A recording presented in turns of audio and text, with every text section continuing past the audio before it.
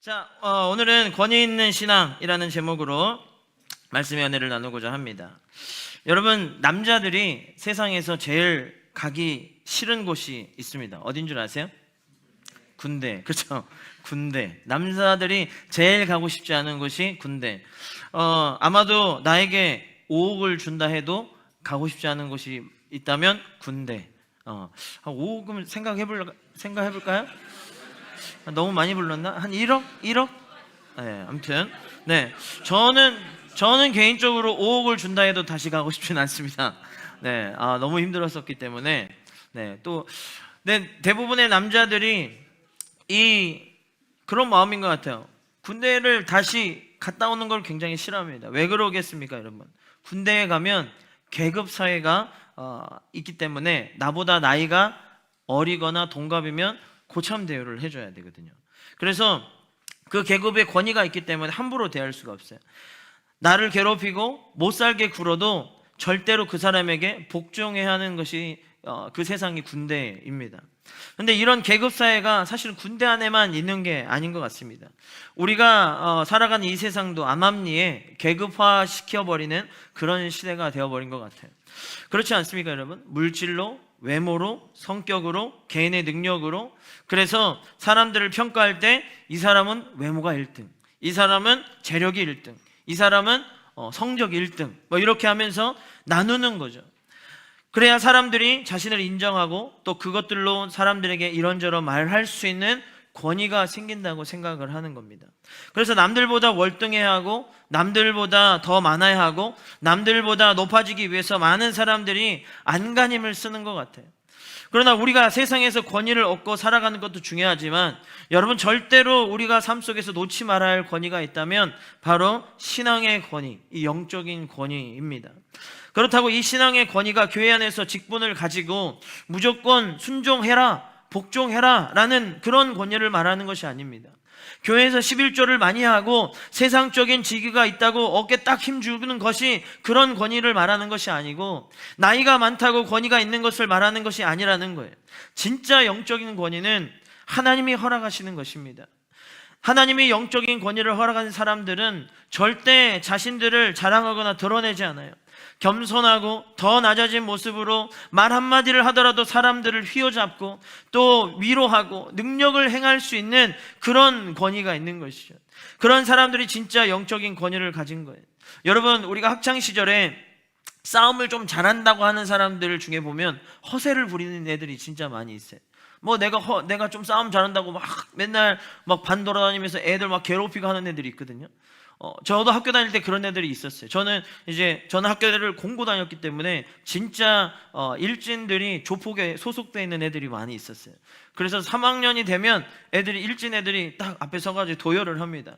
도열을 해서 안녕하십시오 이렇게 정문 앞에서 안녕하십시오 이렇게 할 정도로 진짜 그런 저는 전라도에 문화가 있었어요. 근데 어느 날 하루는 조폭이 왔어요. 진짜 조폭이 왔는데 쫙 쓰더라고요. 그러면서 그 조폭을 향해서 고개를 탁 숙이는 걸 보고, 야, 진짜 대단하다, 전라도 깡패들은 참 대단하다 라는 생각을 했던 적이 있습니다. 그런데 그 중에서도 진짜 싸움도 못하는데 꼭 허세 부리는 애들이 있어요. 그래서 막 친구들을 막 괴롭혀요. 그래서 걔네들이랑 맞짱을 떠서 한번 싸워보면 진짜 아무것도 아니었어요. 그런 애들이 있단 말이에요. 근데 진짜 여러분, 싸움 잘하는 애들은요 함부로 나서지 않아요. 진짜 싸움 잘하는 애들은 그냥 막 얘네들을 괴롭히고 그러지 않습니다. 정말 평소에는 착하고 조용히 있다가 도저히 안 되겠다 싶을 때, 그럴 때 확 움직이거든요. 영적인 권위를 가진 것도 이와 똑같은 것입니다. 한번 보세요. 어떤 사람이 교회 안에서 영적인 권위를 가진 사람인지를. 함부로 나서고 시끄럽고 힘들게 하는 사람이 영적인 권위가 있겠습니까? 그렇지 않잖아요. 겸손하고 함부로 행동하지 않고 들어주고 소통하는 사람이 영적인 분위기도 다르잖아요. 그럼에도 오늘날 많은 사람들이 권위를 세상에서 하는 것처럼 똑같이 교회 안에 가지고 들어와서, 내가 너보다 나이가 더 많으니까, 너는 나보다 어리니까 내가 말하는 거 따라야 해, 너는 나보다 직분이 낮으니까 순종해야 돼, 이런 식으로 말하는 그 권위를 잘못된 방향으로 남발하는 경우들이 많이 있다는 것이죠. 따라서 우리도 이러한 잘못된 신앙의 권위가 생겨나지 않도록 올바른 영적인 권위를 세워갈 수 있도록 많은 노력을 하셔야 합니다. 그렇다면 여러분, 우리는 하나님이 보시기에 또 우리 주변에 있는 많은 지체들이 나의 신앙을 보면서 존경할 수 있는 영적인 권위는 어떻게 세워갈 수 있을까요, 여러분? 저는 오늘 이 본문의 말씀을 가지고 세 가지 영적인 원리를 살펴보려고 합니다.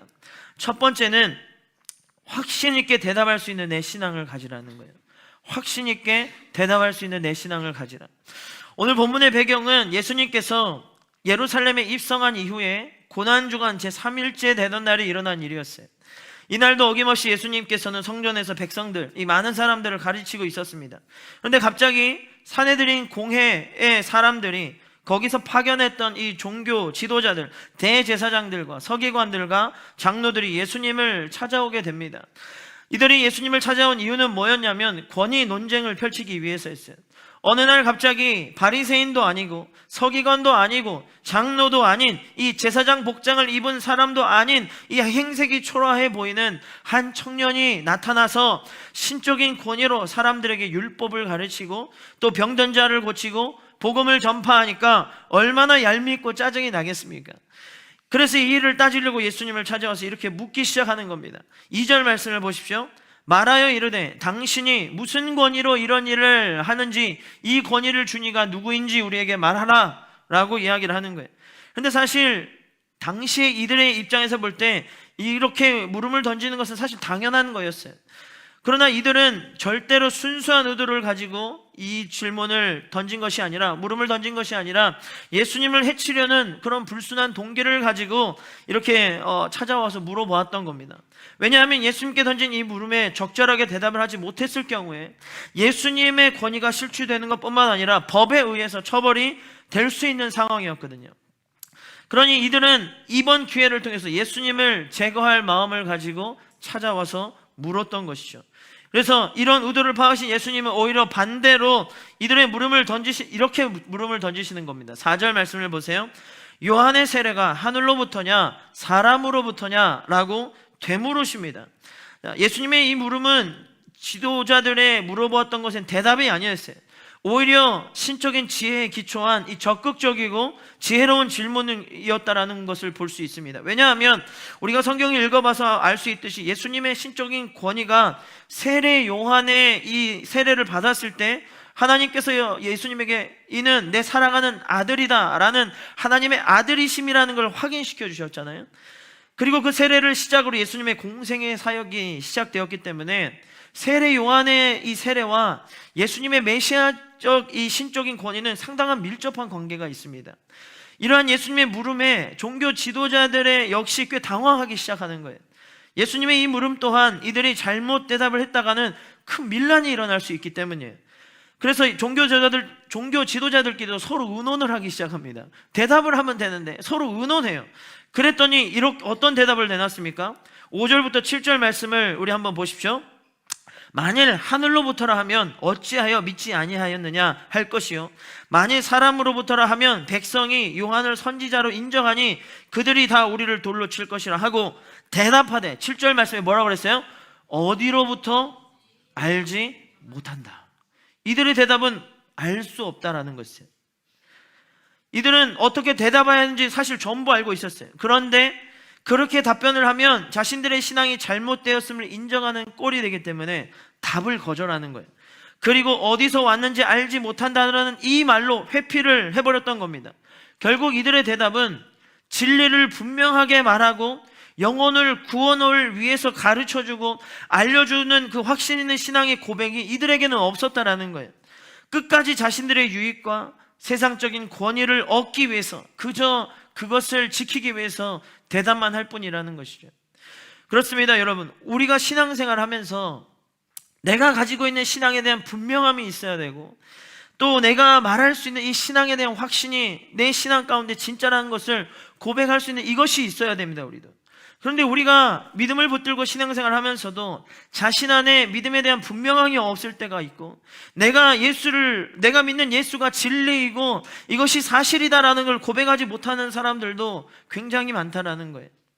저는 부족하고 아는 것이 별로 없어서 사실 정의 내리는 것을 별로 좋아하지 않아요. 그런데 제 안에 신앙이 분명함이 있다라고 저는 말할 수 있습니다. 제가 목사라서 이렇게 말하는 것이 아니라 저는 누구를 만나도 제 신앙을 분명하게 말할 수 있고 예수님을 확신하게 말할 수 있는 그런 자신감이 있어요.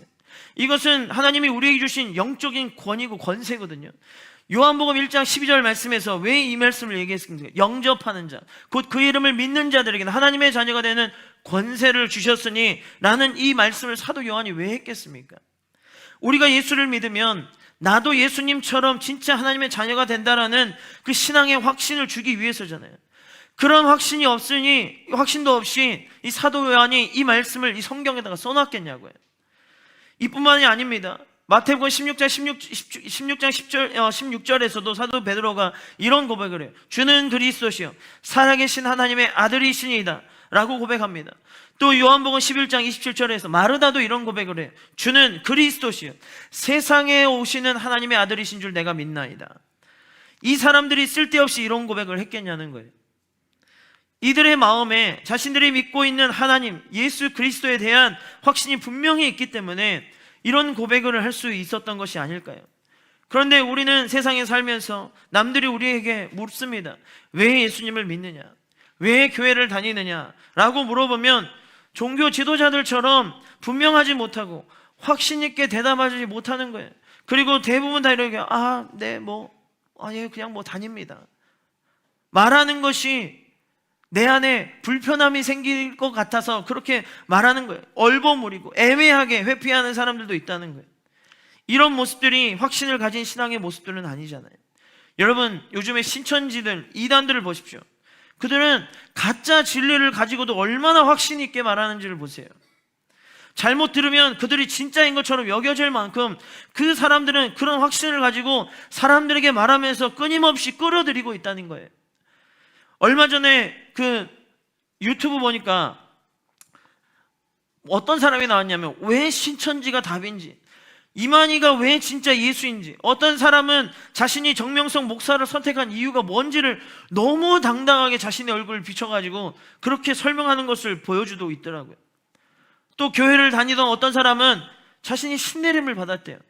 자신의 인생에, 그러면서 자신의 인생을 바꿨다는 거예요. 그리고 확신을 가지고 말하면서 예수를 버리고 무당이 되어버린 사람들도 있거든요.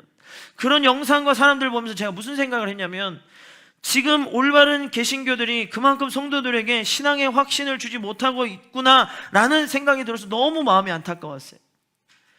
한편으로는 혹시 나도 우리 청년들에게 이 신앙의 확신을 주지 못하는 신앙을 가르치고 있지는 않은가라는 생각이 들어서 너무 제 자신을 돌아보게 되었어요. 그러면서 확신 있는 신앙에 고백할 수 있도록 가르쳐야 되겠다, 그런 다짐을 하게 되었습니다. 여러분, 우리가 믿고 있는 예수 그리스도의 복음은 절대로 가짜가 아닙니다. 믿으십니까? 저와 여러분들은 확신 없는 믿음을 붙들고 신앙생활을 하는 것이 아니라는 거예요. 우리는 진짜를 붙들고 있는 사람들인데 왜 우리가 여기에 확신이 없어서 사람들에게 분명하게 말하지 못하냐는 거예요. 그만큼 우리 안에 신앙에 대한 자부심과 긍지가 없는 것 아닌가라는 생각이 들어요. 우리 주변에 보면 가끔 장인 정신을 가지고 투철하게 일하는 사람들이 있어요. 여러분, 그런 사람들이 남들이 뭐라 하든지 상관없이 자신의 일들에 몰두합니다. 왜 그렇겠습니까? 자신이 하고 있는 그 일에 대한 자부심과 긍지를 가지고 있기 때문에 그래요. 그래서 그분들에게 왜 이 일을 하고 있냐? 당신이 이 일을 하고 있는 이유가 뭐냐? 평생 그 일을 하고 있는 이유가 뭡니까? 도대체 당신에게 이 일이 어떤 의미가 있습니까? 라고 물어보면 한치의 망설임도 없이 그들은 내가 왜 이 일을 하고 있는지에 대해서 분명하게 말해요. 한번 찾아가서 말해 보십시오. 한번 물어보세요. 정말 분명하게 그들은 대답하더라고요. 이런 확신의 모습과 고백이 우리의 신앙에도 있어야 한다는 거예요. 우리가 신앙에 확신이 없으면 여러분들의 영적인 권위는 절대로 인정받을 수가 없는 것입니다. 우리가 착각하지 말아야 할 것은 교회 안에서만 영적인 권위가 세워진다라고 생각하시면 안 되는 거예요. 진짜 제대로 된 영적인 권위는 내가 살아가는 그 삶의 현장 속에서 나의 신앙의 분명함과 확실함으로 고백할 때 더 굳건하게 세워지는 것입니다. 사람들이 우리의 신앙의 모습을 보면서 교회 다닌다고, 예수를 믿는다고 유세 떠는 거야 라고 그런 말을 하게끔 내버려둬서는 안 되는 거예요. 나에게 있는 분명함의 신앙의 고백을 통해서 사람들이 나를 따라올 수 있도록 만드는 그러한 영적인 권위를 저 여러분들은 얻을 수 있어야 한다는 거예요. 그러므로 여러분들이 깊이 한번 생각해 보셨으면 좋겠습니다. 나는 지금까지 신앙생활 하면서 확신과 분명함을 고백할 수 있는 내 신앙을 가지고 있는가? 내 안에 그런 신앙의 확신이 있는가? 여러분들의 마음 가운데 생각해 보시기 바랍니다. 그래서 내 삶 속에서 이런 확신과 분명함으로 내 신앙을 그동안 말할 수 없었다면 이제는 그 신앙의 확신과 분명을 돌이켜서 언제 어디서든지 또 누구에게든지 내가 붙들고 있는 이 믿음을 당당하게 말하고 고백할 수 있는 그런 믿음의 사람들이 될 수 있기를 바라요.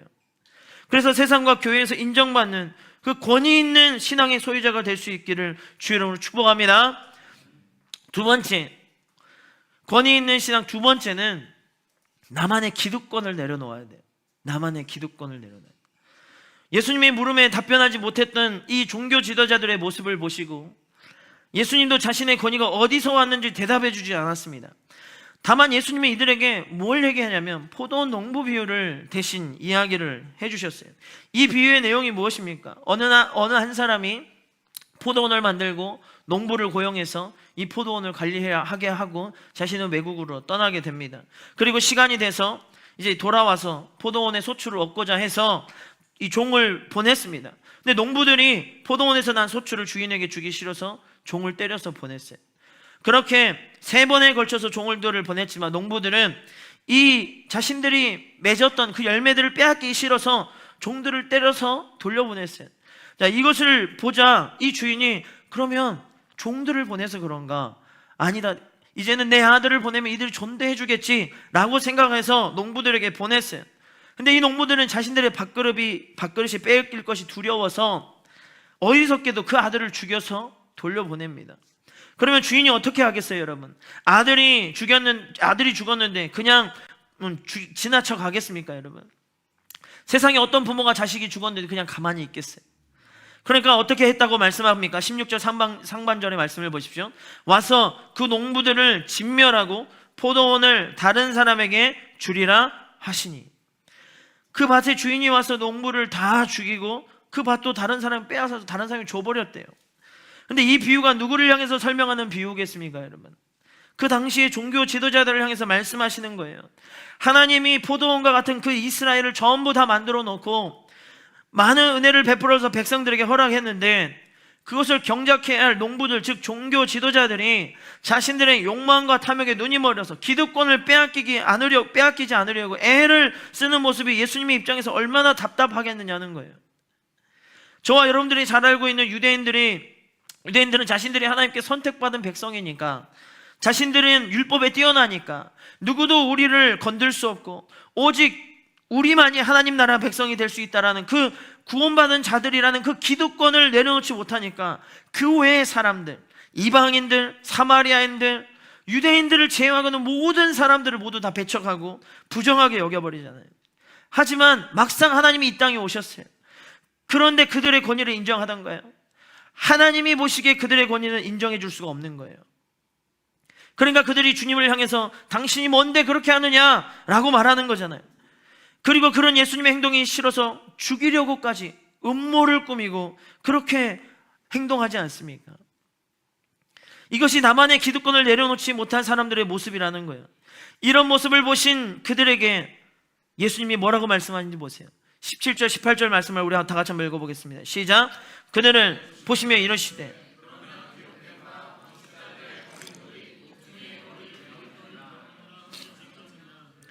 이 돌 위에 떨어지는 자가 깨어지겠고 이 돌이 사람 위에 떨어지면 그를 가루로 만들어 흩으리라 하시니라. 아멘.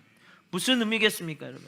너희들의 기득권 때문에 버렸던 하나님의 아들은 앞으로 교회의 기초가 될 것이고, 또 너희들이 거절했던 그 아들로 인해서 너희들은 앞으로 가루처럼 더 엄중한 심판을 받게 될 것이다 라고 이야기하는 거예요. 그렇습니다, 여러분. 우리도 삶을 살다 보면 내 안에 절대로 놓치고 싶지 않은, 예수님도 절대로 침투하지 못하게 만드는 그런 이 쌓여진 나만의 기득권들이 있다라는 거예요. 여러분, 기득권이라는 말이 뭡니까? 내게 이미 주어진 권리, 내가 이미 가지고 있는 특권을 말하는 거잖아요.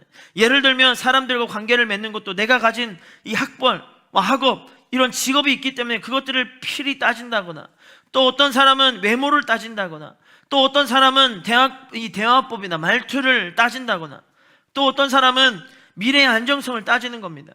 왜냐하면 그동안 내가 이 부분만큼은 열심을 다해서 기준을 쌓았고 또 높여놨고 또 놓치고 싶지 않기 때문에 여기에 대한 것은 내가 원하고 내가 바라는 대로 얻을 수 있게 해달라는 거잖아요.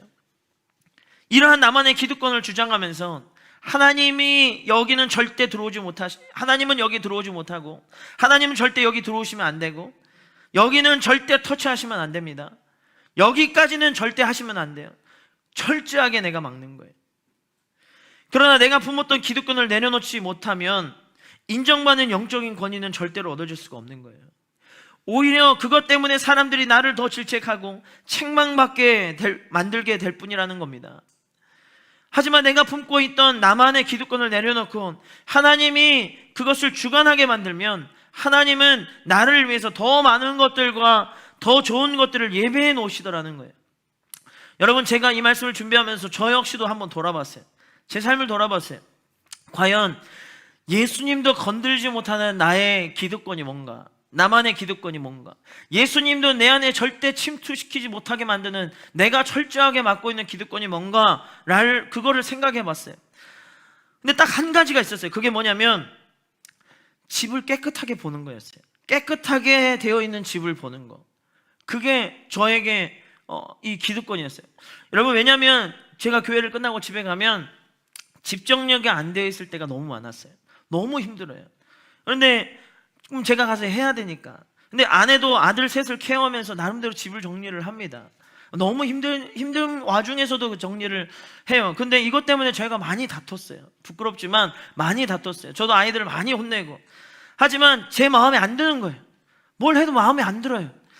그러니까 아내가 하루 동안 힘들었던 건 조금도 생각하지 않고 집이 정리가 되어 있지 않은 그 모습에 분노가 막 치밀어 오는 거예요. 그러면서 아이들한테 막 소리를 치기 시작하고 너네 왜 정리 안 했냐고, 빨리 정리해 하면서 막 소리 지르고 계속 화를 내고 있는 제 모습이 너무나도 많이 있어요. 예수님이고 뭐고 그 순간만큼은 아무도 들어오지 않는 거예요.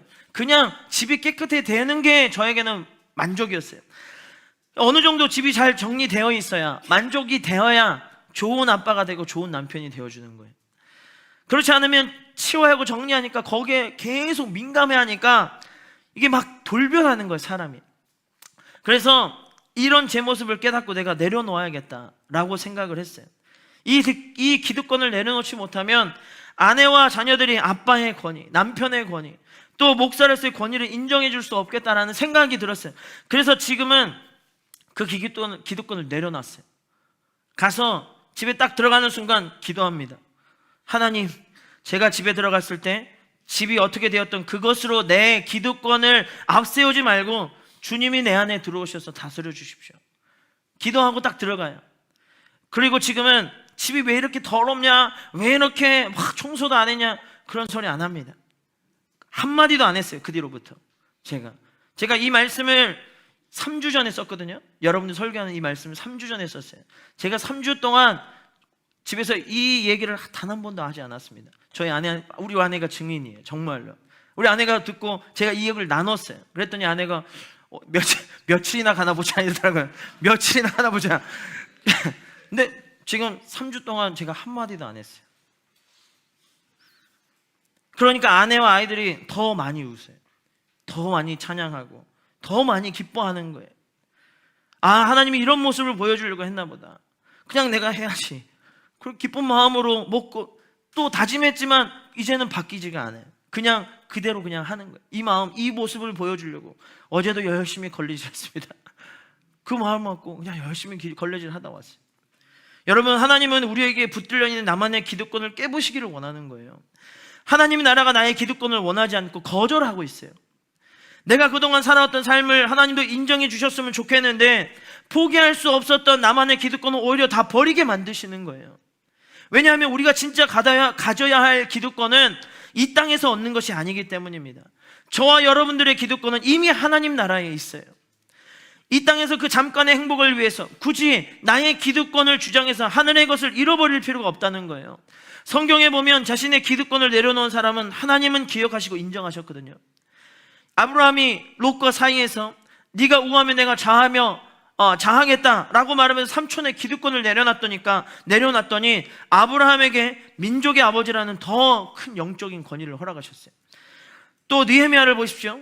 자신이 누릴 수 있었던 페르시아의 기득권을 내려놓고 예루살렘에 왔더니 하나님이 그를 통해서 예루살렘의 성벽을 52일 만에 만들게 하시고 다시 하나님의 나라를 건설하도록 만드는 그 은혜를 허락하셨어요. 또 삭개오도 보십시오.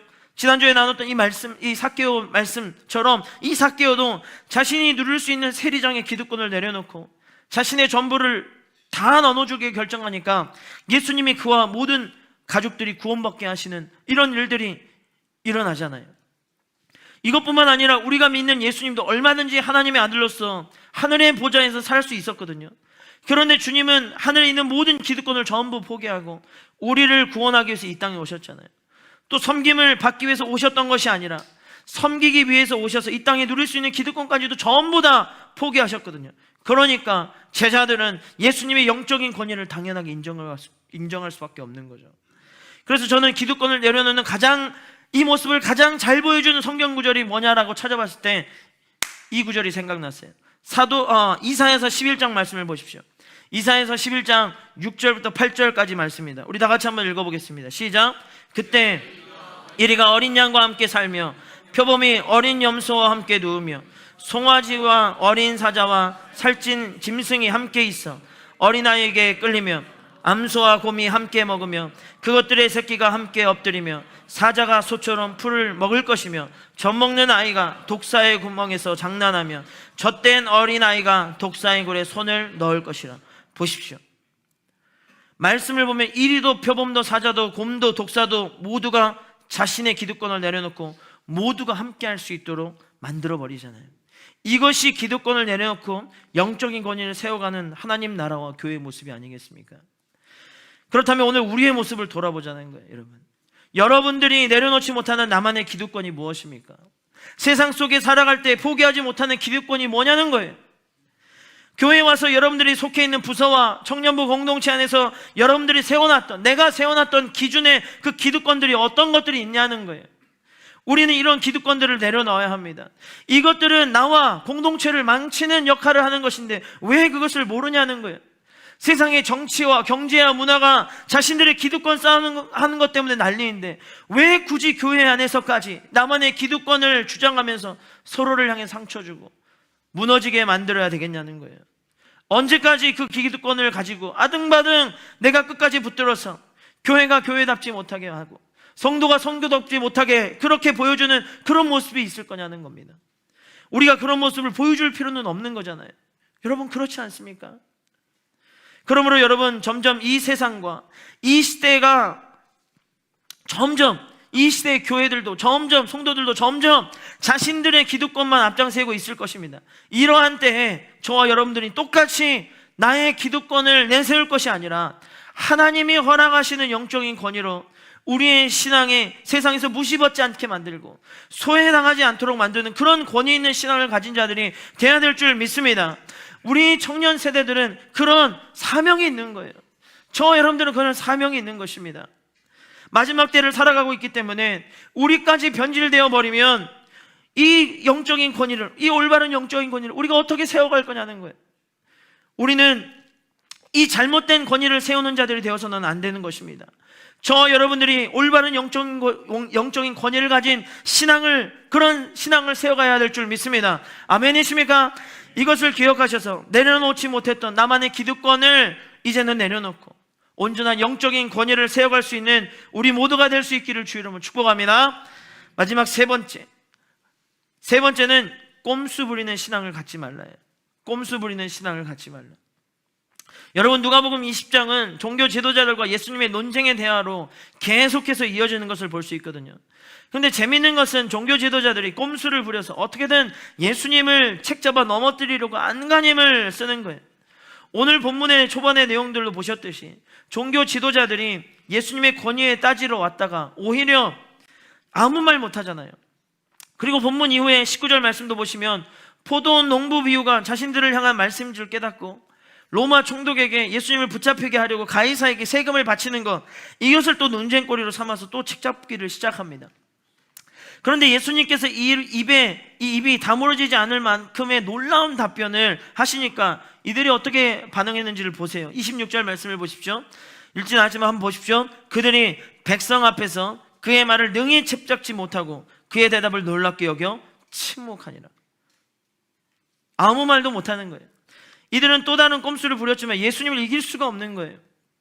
또 이후에 사두개인들이 찾아와서 부활 논쟁을 펼칩니다. 이들도 꼼수를 부려서 예수님이 대답하시기에 껄끄러운 난해한 질문을 하기 시작합니다. 그럼에도 불구하고 예수님은 굴하지 않고 놀라운 답변을 주시죠. 그러자 이들의 반응이 어떻게 되는지 보십시오. 40절 말씀 보세요. 그들은 아무것도 감히 더 물을 수 없습니다. 이들도 예수님과 논쟁에서 얻는 것이 하나도 없이 자존심만 구겨서 돌아갔다라는 거예요. 어떤 꼼수도 부리지 말고 그냥 순수하게 예수님을 믿고 구원받는 신앙생활을 했으면 좋았을 텐데, 이들은 그런 마음이 안 생기니까 계속 영적인 꼼수를 부려서 어떻게든 예수님을 끌어내리려고 그 마음이 계속해서 그들의 마음 가운데 있는 거예요. 그 일에만 몰두하고 있지 않습니까? 이런 모습들이 이 다보진데 어떻게 종교 지도자들에게 영적인 권위가 생길 수 있겠냐는 거예요. 여러분, 우리도 마찬가지예요. 제가 사역을 하면서 많은 성도들을 만나보면 어떤 사람은 신앙생활을 아주 정직하게 하는 사람들이 있어요. 그런데 어떤 사람들을 보면 꼼수를 부려서 신앙생활을 하는 사람들이 굉장히 많이 있습니다. 자신은 아니라고 말하지만 눈에 딱 보이는 사람들이 있어요. 눈에 딱 보면 알아요. 이 사람이 꼼수를 부리고 있는지 아닌지. 우리들 중에도 꼼수 부리면서 신앙생활하는 사람들이 없을 것 같습니까? 아마 여기도 아마 그럴 있는 사람이 있을 거예요. 예배 드리는 거, 봉사하는 거, 헌금 생활하는 거, 경건 생활 어떻게 하는지 제가 말을 안 해서 그렇지 다 보입니다, 여러분. 제가 자랑하려고 하는 것이 아니라 꼼수를 부려서 하려는 신앙의 모습들이 제 눈에 다 보인다니까요. 그런데 하나님이 내가 꼼수를 부리면서 신앙생활을 하고 있는 이 모습들이 하나님이 안 보이시겠냐는 거예요. 손바닥으로 하늘을 가릴 수 없듯이, 수천 개의 모조품이 하나의 진품을 따라갈 수 없듯이 꼼수 한 번으로 하나님의 눈속임을 할 수 없다라는 거예요. 하나님만큼 나를 잘 아시는 분도 없다라는 겁니다. 그럼에도 불구하고 우리는 몇 겹의 가면만 쓰고서 내 옆에 있는 사람들에게 안 걸리도록 보여주기만 하면 된다고 생각을 하는 거죠. 얼마나 연기를 잘하는지. 연말에 하는 그 연기 대상 있죠, 연기 대상. 여러분, 시상식 우리가 한번 해보면 여기 있는 사람들 다 대상일걸요? 다 대상 후보자예요. 다 대상 후보자. 우리가 전부 다 그런 사람들이라는 거예요. 도대체 이 가면이 어떻게 되어 있는지, 어쩜 그렇게 특수 재질로 되어 있는지, 어쩜 그렇게 연기를 잘하는지, 성령의 불을 받아도 이 가면이 안 태워지는 그런 사람들도 있단 말이에요. 그만큼 우리 안에 영적인 꼼수들이 너무나도 많습니다. 성경에 보시면 꼼수를 부리는 신앙생활을 하다가 하나님께 제대로 걸려서 그 인생의 결과가 너무나도 안 좋았던 사람들이 있잖아요. 얘가 다 있어요. 여호수아 7장에 보시면 아간이라는 사람이 나옵니다. 여러분, 여호수아가 이스라엘 군대가 여리고성을 함락시키고 나서 그 어수선 틈에서 사람들이 모를 거라 생각하고 이 사람이 꼼수를 부려요. 그래서 어떤 꼼수를 부리느냐, 외투 한 벌, 은 200세겔, 금덩이 하나, 그거 훔쳐서 자기가 쓰려고, 그 아무것도 아닌 거 그거 훔치는 거예요. 그런데 하나님께 딱 걸리는 거예요. 그리고 어떻게 되는 줄 아십니까? 아간이라는 사람이 이 사람만 죽임을 당하는 것이 아니라 그 집에 있는 모든 사람들, 자녀까지도 싹 다 죽임을 당해요. 돌에 맞아서. 또 사무엘상 15장에 나오는 사울왕은 어떻습니까? 하나님이 사울왕에게 아말렉을 넘겨주면서 아말렉의 모든 것을 전부 죽일 걸 명령했어요. 왜냐하면 이 아말렉도 이스라엘 백성들이 출애굽 당시에 야비하게 모세와 이스라엘 백성들 뒤에서 뒤통수를 쳤기 때문에 하나님께서 이것을 기억하고 계셨어요. 하나님 분노하셔서 앞으로 내가 절대로 아말렉은 살려두지 않겠다 다짐을 하시고 약속을 하셨어요. 그리고 사울왕에게 이 아말렉과 전쟁을 하고 나서서 가축들을 죽이려고 보내니까 왠지 모르게 사울왕의 눈에 이 가축들이 너무 죽이기에 아까운 거예요. 너무 많아요. 그 당시에 가축들은 충분히 재산이 될 수 있었거든요. 그래서 사울왕이 슬쩍 챙겨보려고 했는지는 모르겠지만 막 안 죽이고 가지고 온 거죠. 이런 잘못을 저지른 사울왕을 보고 사무엘 사사가, 이 사무엘 선지자가 왜 그랬냐고 물어보니까 뭐라고 대답합니까? 그걸 하나님께 드리려고, 하나님께 제물로 드려서 제사 지내려고 남겨뒀다라고 얘기합니다. 심지어 아말렉 왕도 죽이지 않고 데리고 와서 포로로 끌고 와서 과시를 하는 거예요. 이 일로 인해서 하나님이 사울 왕을 어떻게 합니까? 가차없이 버려버렸어요. 내가 이 사울을 세운 것을 후회했다라고 생각하고 가차없이 버려버렸어요. 또 사도행전 5장에 보세요. 아나니아와 사피라, 바나바가 복음을 위해서 쓰고자 하는 자신의 밭을 팔았던 값을 사도들에게 내놓잖아요. 그러니까 그 모습이 사람들의 보기에 막 좋아 보이고, 막 사람들이 신앙을 존경하고 또 이런 모습들을 보면서 인정을 했겠죠. 그러니까 이 아나니아와 삽비라도 뭔가 자신들도 신앙의 인정을 받고 존경받고 싶은 마음이 생기는지 몰라도 자신의 소유를 다 팔아서 베드로 앞에 내놓습니다. 하지만 이들은 꼼수를 부려서 어떻게 합니까? 내놓는 게 다 내놓은 게 아까우니까 조금 숨겨놓고 전부를 드린 것처럼 행동하잖아요. 그러나 베드로가 이 부부가 꼼수 부려서 거짓말하고 있는 것을 딱 알아버리지 않습니까? 그랬더니 어떻게 됩니까? 그 자리에서 영이 떠나갔다고 말해요. 이처럼 우리도 신앙생활에서 꼼수 부리면 그 사람의 행동을 하나님이 아시기 때문에 어떠한 영적인 권위도 세워주지 않는 겁니다. 여러분, 꼼수 부려서 세상 사람들에게 인정받으려고 하는 사람들, 여러분들 잘 아시잖아요. 여러분들 주변에 많이 있잖아요. 그런 사람들 인정받는 거 보셨습니까? 직장에서 꼼수 부려서 승진하고 학교에서 꼼수 부려서 점수를 잘 나오게 하는 사람들이 인정해 주던가요? 절대로 인정해 주지도 않고 그들에게 어떤 권위도 세워주지 않잖아요. 오히려 무시를 하죠. 하나님도 똑같다는 거예요. 주님이 우리에게 원하시는 것은 정직하게 변하지 않고 그 신앙을 온전하게 지켜서 하나님 나라 갈 때까지 가져가는 겁니다. 그런데 처음에는 정말 좋았다가 어느 순간 좋은 것 같고 내게 유익되는 것 같으니까 이제 조금 여겨지면 그렇게 여지없이 꼼수를 부리는 거예요. 왜 그렇겠습니까? 우리 안에 자기중심적인 신앙의 모습대로 다시금 돌아가기 시작하는 거죠. 지금 당장은 꼼수 부려서 눈앞에 조금 편하고 이익을 얻을 수 있을 수도 있습니다. 그러나 훗날에 더 큰 것을 놓칠지도 모른다는 거예요. 그래서 갈라디아서 6장 7절 8절 말씀에 보면 이런 말씀이 있습니다. 우리 다 같이 한번 읽어보겠습니다. 시작. 스스로 속이지 말라. 하나님은 업심여김을 받지 아니하시나니 사람이 무엇으로 심든지 그대로 거두리라. 자기의 육체를 위하여 심는 자는 육체로부터 썩어질 것을 거두고 성령을 위하여 심는 자는 성령으로부터 영생을 거두리라. 아멘. 그러므로 여러분, 꼼수를 부리는 신앙을 갖지 마세요. 꼼수 부릴 것 같은 마음이 내 안에 생기면 차라리 치열하게 싸워서 그 마음들이 생겨나지 않도록 만드세요. 그것이 우리가 하나님 앞에 정직하게 갈 수 있도록 만드는 것입니다. 그리고 그 모습이 우리가 하나님의 자녀가 되도록 만드는 거예요. 저도 사람이기 때문에 가끔은 그런 마음이 생겨요. 예배 드리는 거, 헌금하는 거, 섬기는 거, 경건생활 하는 거, 여러분들에게 말했던 그 모든 부분에서 꼼수를 부리고 싶은 마음들이 있습니다. 얼마든지 제 마음대로 할 수 있단 말이에요. 그럴 때마다 치열하게 싸웁니다. 그래, 내가 이러면 안 되지. 이렇게 하면 안 되는 거잖아. 말하면서 수십 번, 수백 번 마음속에서 싸워요. 그리고 하나님이 기뻐하시고 좋아하는 건 뭘까라고 생각합니다.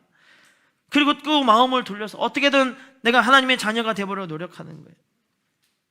그래야 제가 여러분들에게도 영적인 권위가 세워줄 수 있지 않겠습니까? 저는 우리 청년들도 이런 마음으로 싸우셔서 꼼수를 부리는 신앙을 가지지 말고 교회에서, 세상에서 영적인 권위와 세상이 인정해주는 그런 권위를 가질 수 있는 신앙이 될 수 있기를 바랍니다.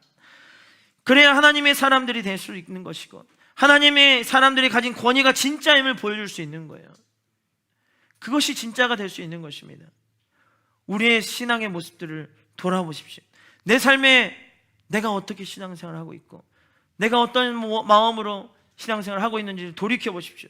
그래서 우리가 진짜 권위 있는 자임을 보여줄 수 있는 그런 믿음의 사람들이 다 될 수 있기를 주의 이름으로 권면드립니다.